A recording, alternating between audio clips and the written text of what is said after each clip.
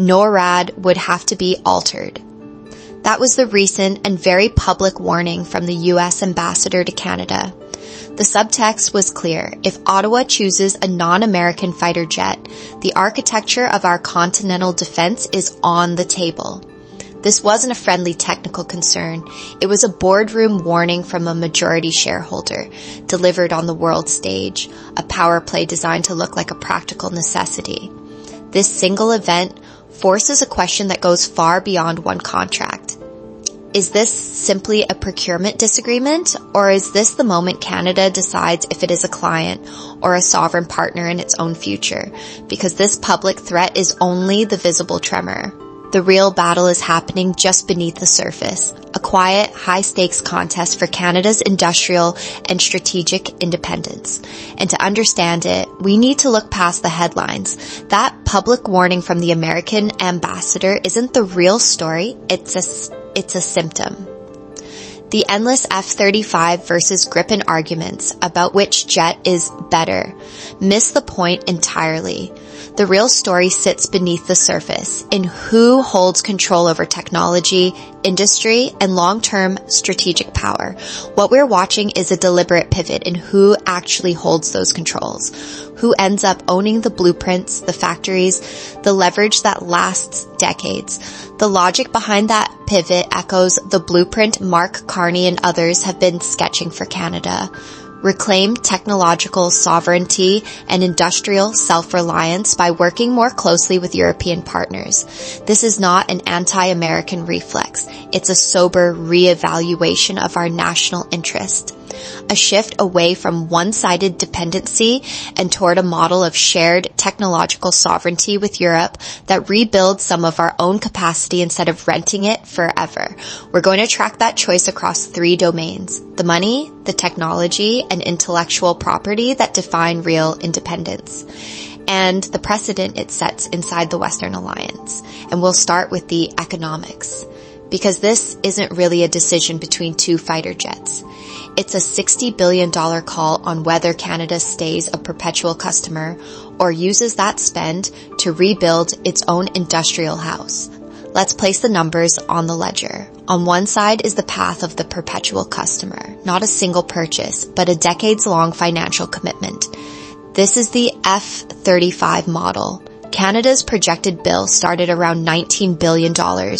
By March 2026, official estimates had climbed to about $30 billion. And that is not a uniquely Canadian story of mismanagement. It reflects how the program itself is built. Sustainment for every F-35 in the world runs through a centralized US-managed system of proprietary software, parts, and support contracts. When the underlying cost curve shifts, every partner rides it. The U.S. Government Accountability Office spells that out. The GRO is an auditor, not a lobby group. In 2024, it reported that the F-35's estimated lifetime sustainment bill had jumped by 44% to roughly $1.58 trillion. Because allies are locked into the same global supply chain and software ecosystem, that surge does not stay in Washington's spreadsheets. It pushes up the long-run sustainment bills for every operator, including Canada. Our own defense budget documents and Auditor General reviews flag sustainment, not the sticker price, as the dominant source of long-term cost risk. In other words, we are signing up for a predictable, decades-long flow of payments out of the Canadian economy, with escalation largely outside Ottawa's control. Now look at the other side of the ledger, the path of the industrial partner. The top-line price tag for a modern fighter fleet will always be large, whatever we buy. What changes is the economic architecture around it.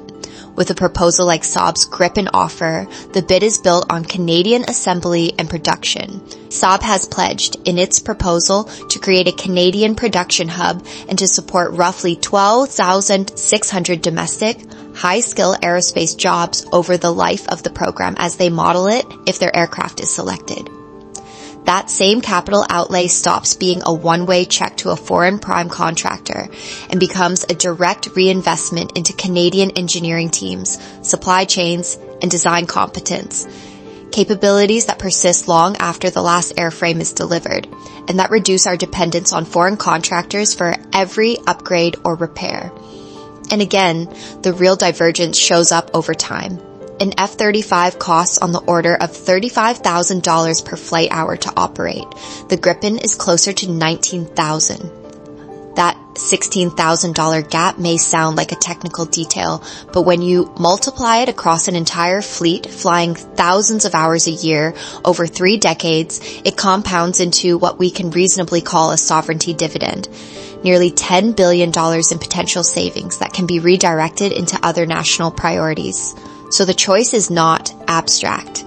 If Canada spends roughly $30 billion on acquisition and, conservatively, at least that, again, keeping the jets flying over 30 years, we are effectively deciding where something on the order of $60 billion will live, embedded in foreign supply chains or cycling through Canadian firms, workers, and technology. The question is therefore not which plane is cheaper to buy. The real question is, which financial architecture builds a more resilient and independent Canada? One path is an open-ended subscription to a foreign system. The other is an equity stake in our own industrial future, with more of the same dollars building domestic capability instead of permanent dependency. But even that balance sheet contrast is only half the story, because even if the headline costs ended up identical, even if the taxpayer's outlay matched to the last dollar, there is a more fundamental currency at stake. It is the currency of control, and that is where the true strategic choice lies. What is this currency of control? It moves us beyond the balance sheet to the second, and arguably more critical, pillar of this strategic pivot, sovereignty. True sovereignty isn't about the pride of owning a new fighter jet, it's the sovereign ability to use it, to upgrade it, and to deploy it based on Canadian national interests, not on the permissions of an ally. In practice, it is about moving sovereignty from an abstract value statement into something you can actually measure. Who controls the software, who holds the export veto, and who can quietly limit how your fleet evolves over time. The traditional American-led procurement model, exemplified by the F-35, effectively hands Canada a black box. Think of it like buying a premium smartphone. You own the device, it's powerful, it works beautifully, but you do not control its core operating system. You cannot rewrite it. You cannot freely install unapproved software, and the manufacturer ultimately decides what is allowed. In the F-35 case, the United States retains control over critical software, source code, and key systems, all backed by its export control regime. ITAR. That does not mean Washington signs off on every Canadian sortie, but it does mean U.S. rules and approvals bite hard on future upgrades, software changes, the integration of non-U.S. systems, and what can be exported or shared with third parties. The leverage sits on their side of the table. By design, the emerging European partnership model inverts that logic and offers something closer to a glass box. It is less like buying a locked phone and more like assembling a high-performance computer from open architecture components. You can see how the system works, you have influence over how it is put together, and you are not trapped behind someone else's proprietary walls. The key mechanism that moves this from political wish to technical reality is the proposed partnership with Rolls-Royce on the Global Combat Air Program, GCAP engine. Because the GCAP engine is being built with no U.S. core technology, Washington's export control laws simply do not apply. That single design choice removes the American legal veto over how the engine is used or which third countries it can be sold to. Within that framework, Canada would not just buy an engine, it would sit inside the development and governance tent, co-shaping the design, securing rights to manufacture critical components at home, and having a defined voice when partners decide where the system can be exported. The current Gripen still hangs on an American-made GE engine, giving the U.S. a de facto veto over key exports. The GCAP path deliberately cuts that dependency out of the architecture. This is the technical foundation for moving from dependency to operational independence. Decisions about use, Upgrades and exports would be made with Canada at the table, not waiting in the hallway. This shift recasts Canada from perpetual client to genuine equity partner. It is a calm, deliberate maturation from a dependent ally living under another state's technology veto to an ally that carries its own share of design authority and export responsibility. The strategic logic is straightforward. One path leaves the decisive levers of control in Washington. The other embeds them in a framework where Canada has a real voice and real options. For those of you in policy or business, which risk looms larger in your world right now? The political cost of visibly diversifying away from the US or the long-term economic risk of locking in deeper industrial dependency? If you work on these files, whether in a ministry, a boardroom, or an investment committee, add how you're pricing that trade-off below. That collective view is exactly what is missing from the public record. But this deliberate move to reclaim technological control does not happen in a vacuum. It sends a very clear signal across the Atlantic. If Canada chooses to build with Europe in order to reduce dependence on US technology, what does that imply for the future structure and the quiet power dynamics inside the NATO alliance itself? This strategic realignment directly challenges one of the most powerful unwritten rules of the post-war order, the idea that to be a good ally within NATO, you must buy American defense hardware. For decades, this unspoken pressure has surfaced whenever Canada looked toward European options. It often arrives disguised as technical concerns over interoperability, the very same logic used in the NORAD warning we discussed earlier. But the strategic landscape has fundamentally changed. The era of America First policies and the weaponization of trade tariffs revealed the profound risk of relying on a single dominant partner for critical defense capabilities. What was once seen as a sign of loyalty is now viewed through the cold lens of risk management. Suddenly, diversification is not just an option, it's a strategic necessity. This isn't speculation. In 2025, Canadian Defence Minister Bill Blair made this shift explicit, publicly confirming dialogues with European manufacturers like Saab as a direct response to those trade pressures. The quiet part is now being said out loud. This is where the narrative is often misunderstood. Choosing a non-US platform is not an anti-alliance gesture. It is a calculated move toward genuine resilience. A Canada that can independently sustain, upgrade, and operate its own core defense assets is a more capable and reliable partner for the United States, not a weaker one. It strengthens the entire alliance by removing a critical single point of failure. Canada is not alone in this thinking. Other key allies, from Germany to Poland, are also actively pursuing mixed fleets and diversifying their procurement paths. A broader trend is emerging. What we are witnessing is a potential evolution of the NATO alliance itself, away from a rigid hub-and-spoke model with Washington at the center, and toward a more flexible network of capable sovereign peers. This is the strategic prize. However, this vision of independence isn't as simple as just choosing a new supplier. There are other, more subtle dependencies woven into the fabric of the global defense industry. The real test is whether this strategy truly breaks the chain of reliance or simply swaps one master for another. So, does this strategy truly break the chain of reliance or simply swap one master for another? To maintain intellectual honesty, we must confront a sobering reality that many proponents of the European option fail to mention. The idea of a complete escape from American industrial influence is, for now, a myth. Prominent Canadian defense analyst Richard Shimuka argues this point with precision.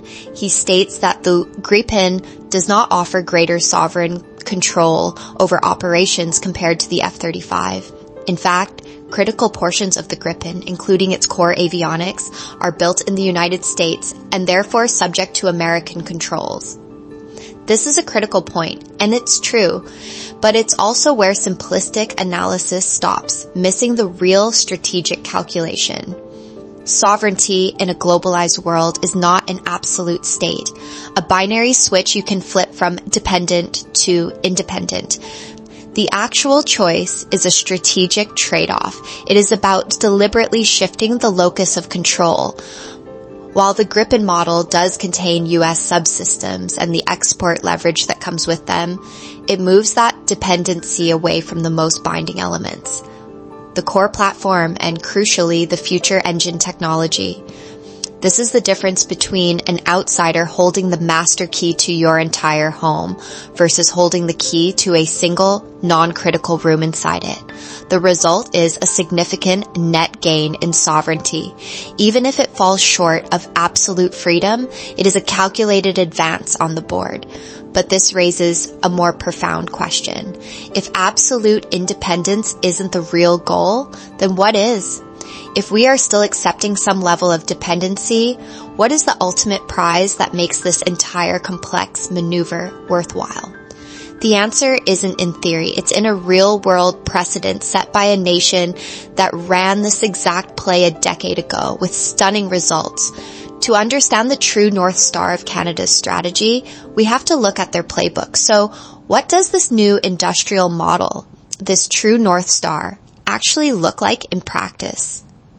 To see it, we look away from theory and toward a country that already ran this play, Brazil. In 2014, Brazil stood at a similar crossroads. They chose the Gripen, but the pivotal move wasn't the aircraft itself. It was the structure of the partnership they forced around it. Think of it as a 4-stage roadmap, not a one-off purchase. Stage 1, the contract hardwired comprehensive technology transfer to Brazil's national aerospace champion, Embraer. This wasn't a decorative offsets brochure, it was a binding commitment that the intellectual core of the jet, designs, software, systems know-how, would flow into a Brazilian firm. Stage 2, investment in people. More than 350 Brazilian engineers and specialists went to Sweden embedded inside Saab's engineering teams. They weren't just trained to bolt on parts. They sat inside the design and development process itself, seeing how trade-offs are made and how complex systems are actually engineered. Stage 3, repatriate that capability into a permanent institution at home. Brazil created the Gripen Design and Development Network, the GDDN on Brazilian soil, as a standing hub of aerospace design, test, and systems integration capacity.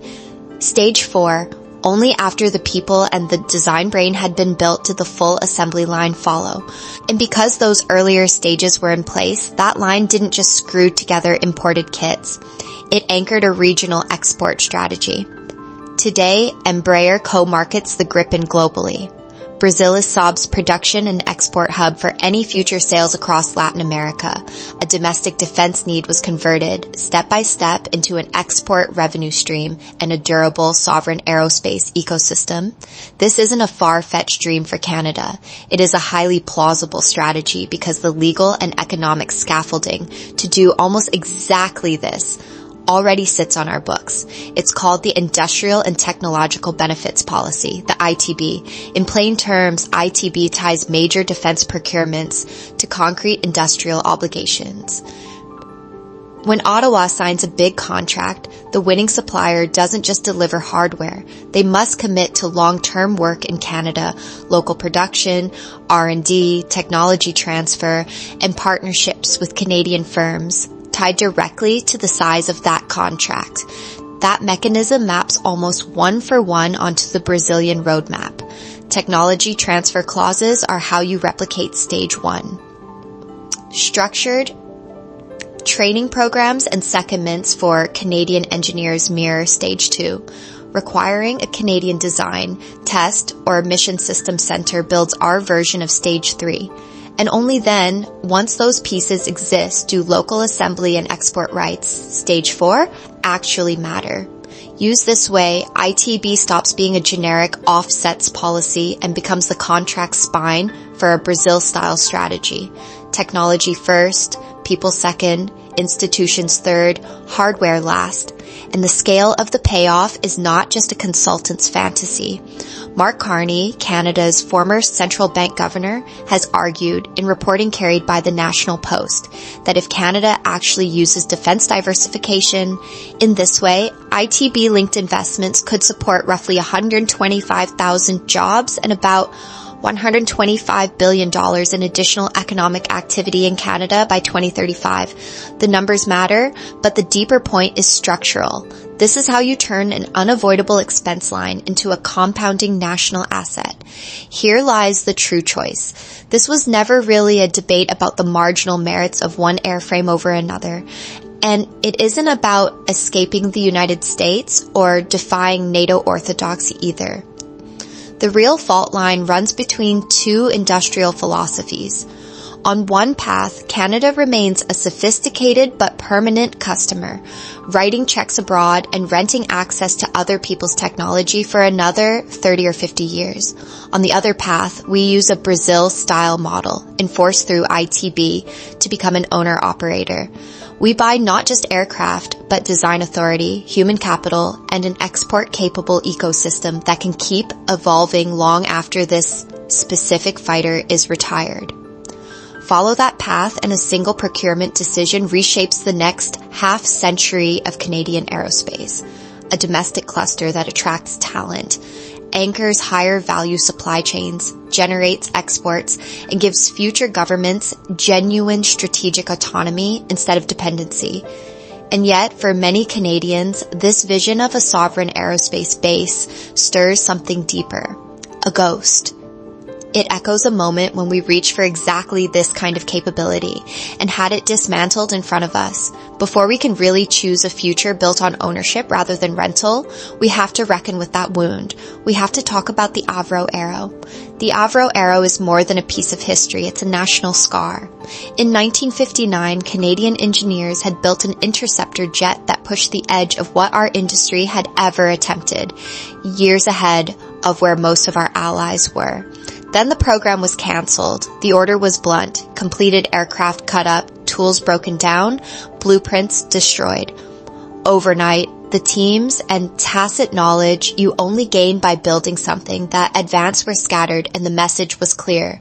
Our security would now be met by buying from our powerful ally to the south. That was the path of dependency. Today's fighter decision finally offers the other road, the path of sovereignty. For decades, that choice has haunted our strategic imagination. It became the story we told ourselves about our limits. When the stakes get high, Canada will default to buying finished systems rather than carrying the risk of building its own. Once again, we're standing between two long-term paths, the perceived safety of staying inside a dominant ally's supply chain and the harder work of reclaiming sovereign capability. Those contrasts we've talked about are just the economic face of that tension, the choice between being a permanent customer or becoming an owner, between a capital drained or an industrial dividend, between the black box and the glass box. This is why the current pivot matters. It's not a simple replay of a 60-year-old argument about one airframe. It redirects decades of spending away from buying a sealed U.S. platform and toward building and sustaining aircraft with European partners, with Canadian firms directly in the work. More of that money comes back as jobs, know-how, and spillover capacity at home instead of leaving as pure import costs. It also changes our position inside alliances. A Canada that can help design and maintain advanced systems has more say than a Canada that can only ask what's on offer. And it taps into a kind of pride that crosses partisan lines, not about flags and flyovers, but about knowing the jets over our cities carry Canadian fingerprints. In substance, this is Canada choosing to be the architect of its own security.